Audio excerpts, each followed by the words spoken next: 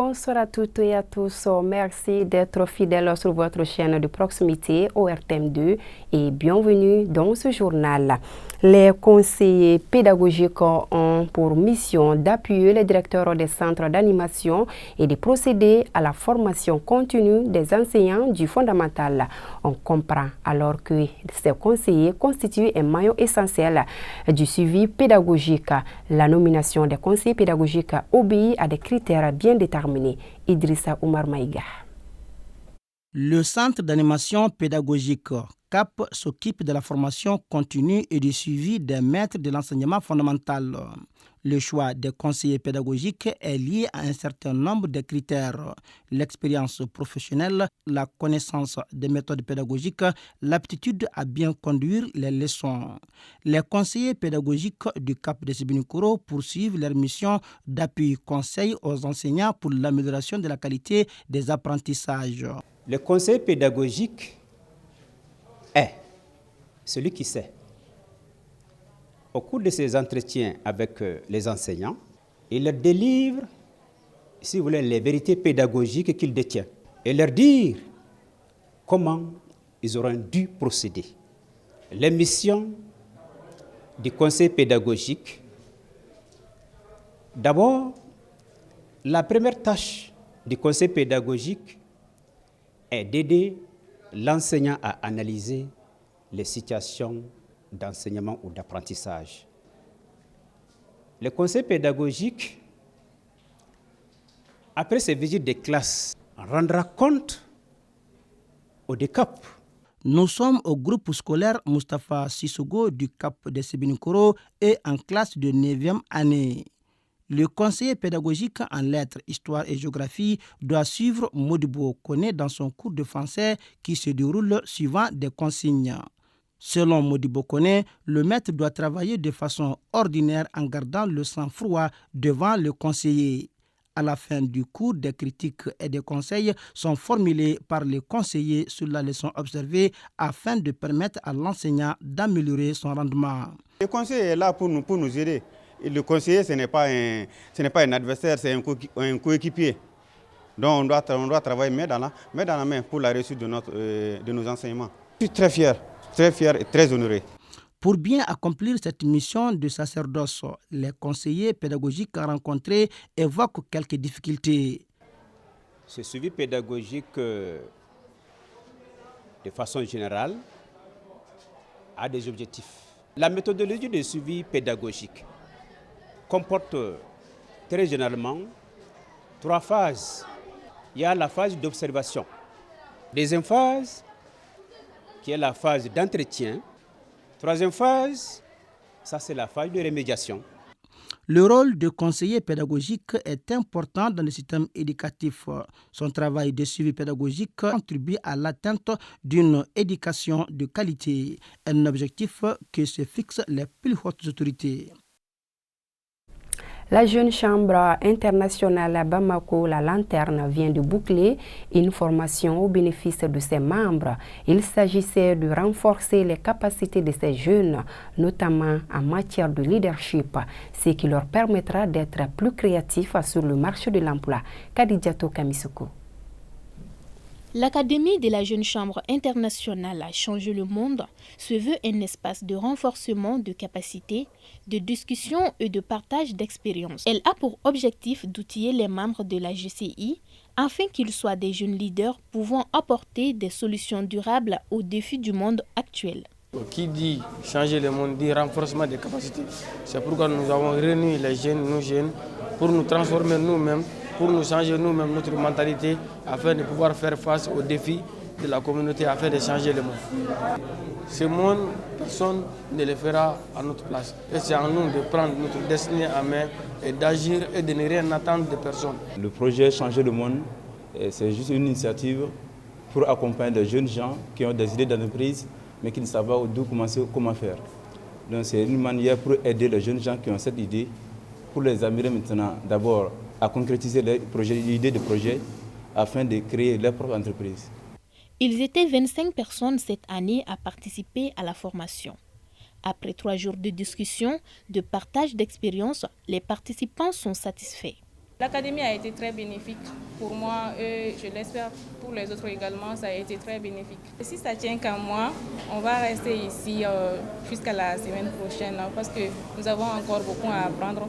Nous avons commencé à développer un plan d'action concernant nos propres entreprises, ce qui n'est pas évident de faire ça dans seulement 3 jours, de finir avec le plan d'action. Si c'est continuel jusqu'à la semaine prochaine, voire 2 semaines, nous pouvons finir avec le plan d'action et mettre en place l'entreprise en question.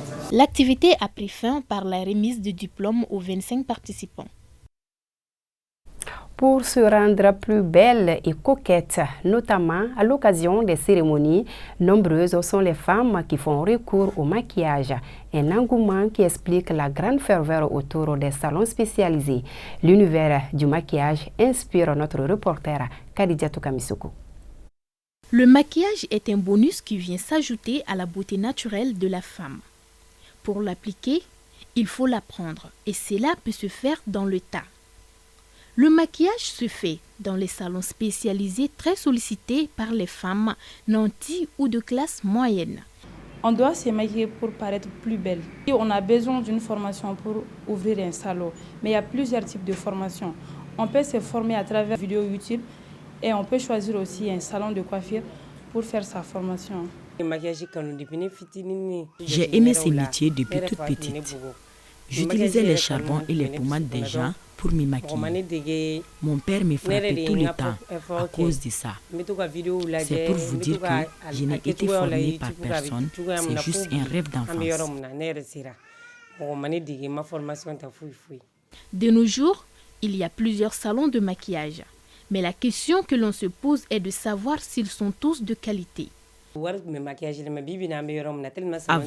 on gagnait beaucoup dans le maquillage. Mais maintenant, ce n'est plus le cas. Le maquillage est devenu très populaire. Donc, malgré le nombre croissant de clientes, le marché est dur. Il faut minimum avoir 1 année d'expérience ou 2 ans d'expérience pour pouvoir ouvrir un salon et pour pouvoir faire du bon travail. Et continuer à se former à la maison à travers vidéos YouTube ou vidéos TikTok et tout. Selon les clientes, la qualité des produits utilisés compte beaucoup. Ici, j'aime bien les styles des sourcils, la manière d'attacher les foulards et le fond de teint. Je fréquente ces salons pour la qualité du maquillage. Ça ne déteint pas vite, tu peux même dormir avec. Le mot femme rime avec beauté et la beauté est à son tour sujet de constante d'évolution. C'est ce qui nous amène à faire le point sur le point de l'évolution de la maladie à coronavirus. À ce jour, on note 16 cas positifs, 17 guéris, 0 décès sur 230 tests réalisés. 73 personnes sont sous traitement pour vous protéger et protéger les autres. Suivez les mesures de prévention et faites-vous vacciner.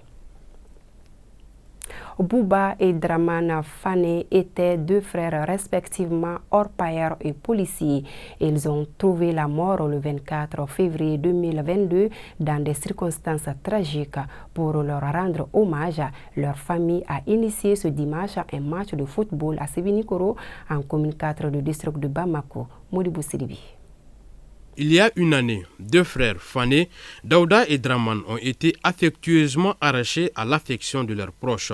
C'est pour que cette date soit à jamais gravée dans les mémoires que le père des 2 jeunes a décidé de leur rendre hommage à travers un mémorial. Donc nous sommes présents aujourd'hui ici pour nos enfants, nos frères, nos amis, pour faire Daouda et Draman Fane.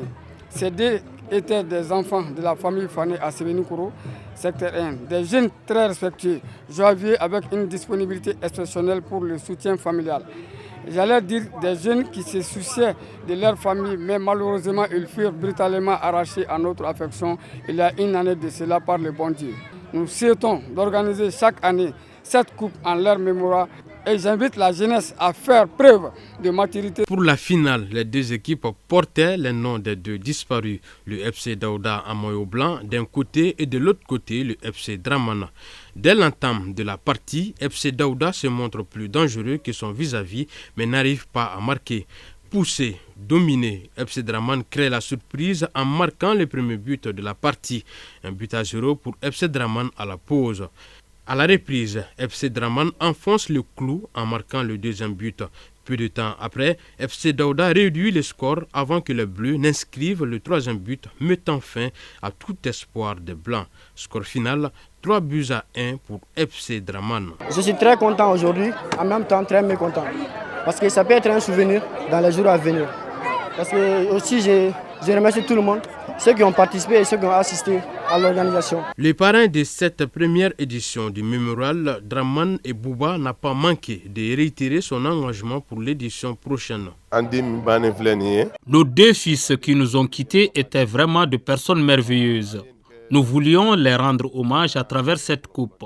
Et j'espère que nous allons pouvoir organiser encore l'année prochaine. Parents, amis, tous ont assisté avec émotion à cette finale de football en hommage aux deux jeunes fanés assassinés dans la même soirée selon leur père. Ils réclament justice pour ces deux enfants. Voilà, c'est ce qu'il fallait retenir de cette édition. Grand merci à vous de nous avoir suivis. Bonsoir et à demain, plaise à Dieu.